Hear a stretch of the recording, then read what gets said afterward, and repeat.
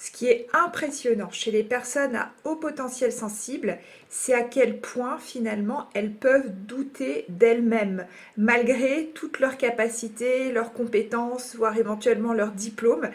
Elles perçoivent beaucoup de choses, elles analysent finement. Et pourtant, au moment d'agir ou de se positionner, il y a quelque chose qui vacille. Alors pourquoi? Eh bien, dans cet échange avec Yamina, on va venir éclairer pourquoi ce doute est si présent et ce qui, en profondeur, vient l'entretenir.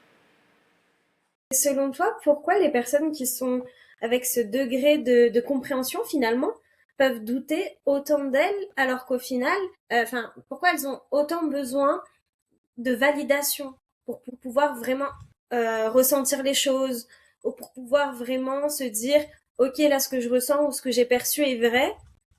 Pourquoi absolument vouloir cette validation extérieure pour pouvoir valider ce qu'on ressent à l'intérieur, justement? Selon toi, dans les personnes que tu peux accompagner, pourquoi ce mécanisme-là?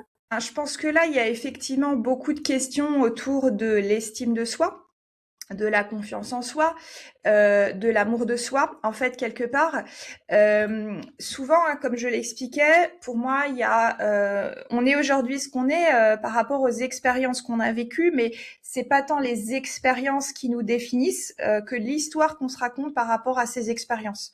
Même la notion de trauma, en fait, hein, c'est qu'est-ce que je fais de cette charge, de ce choc émotionnel que j'ai pu ressentir à un moment, dont je suis consciente ou pas. Des fois, il y a des choses qui sont inconscientes.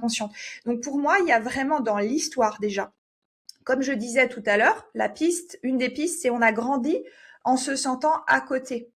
L'estime de soi, elle se construit pas seulement en fait en disant des choses positives sur soi, hein. Elle se reconstruit dans les actes.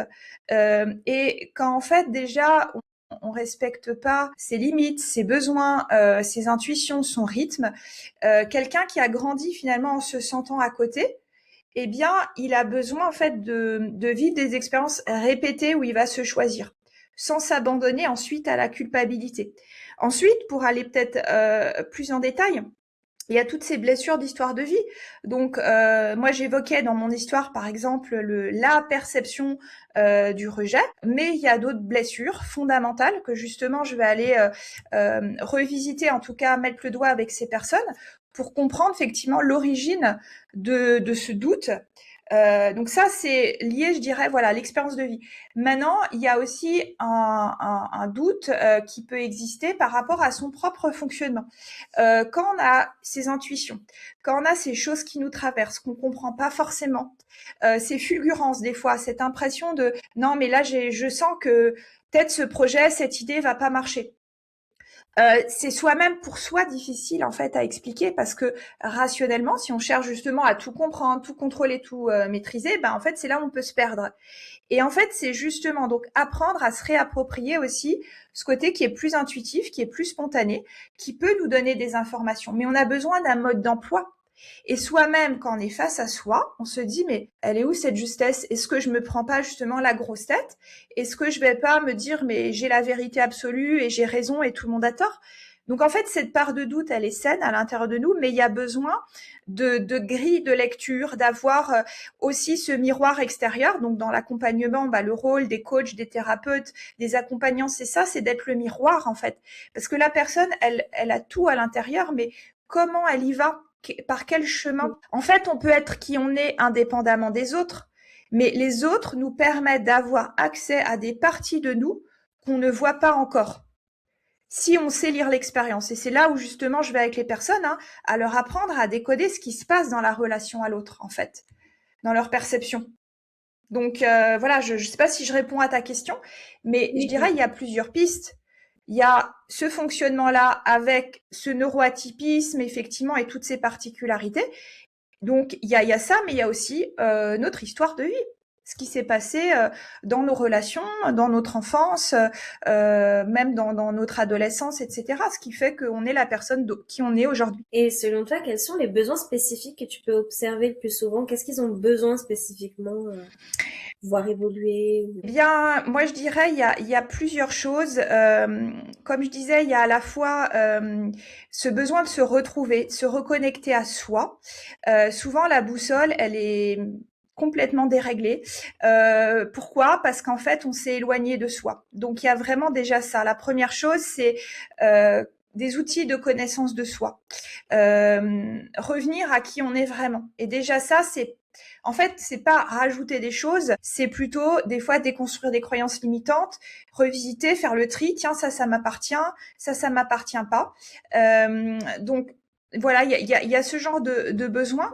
Il y a ce besoin aussi de se sécuriser, de revenir à son axe, c'est-à-dire justement, tu parlais de prise de décision, mais comment on peut prendre une décision si déjà à l'intérieur de soi, on se sent totalement en insécurité, quand on se sent complètement bouleversé. En plus, on est dans un contexte aujourd'hui particulièrement instable.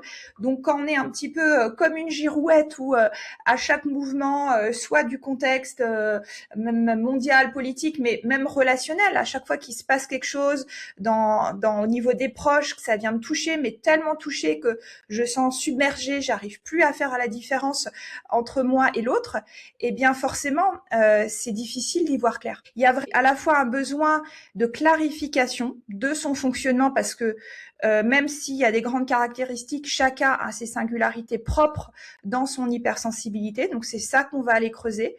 On va aussi avoir dans les besoins de la clarté justement sur les déclencheurs. Pourquoi je fonctionne comme ça? Donc c'est toutes tes questions où on va aller voir vraiment spécifiquement dans le parcours des personnes ce qui s'est passé. Et puis il y a besoin ensuite de libération, c'est-à-dire une fois qu'on voit clair, une fois qu'on a des outils, comment je peux réguler mes émotions. Comment je peux justement me choisir, comment je peux exister sans me faire violence. Donc il y a vraiment aussi cette ouverture ensuite vers le futur. Hein. Donc moi je travaille vraiment sur le passé, le présent et l'avenir, sur les 3 axes, parce qu'on a aussi besoin d'avoir une vision sur, une fois que j'ai renforcé ma légitimité, que je sens que j'ai davantage le droit d'être moi-même, ok, vers quoi je vais en fait?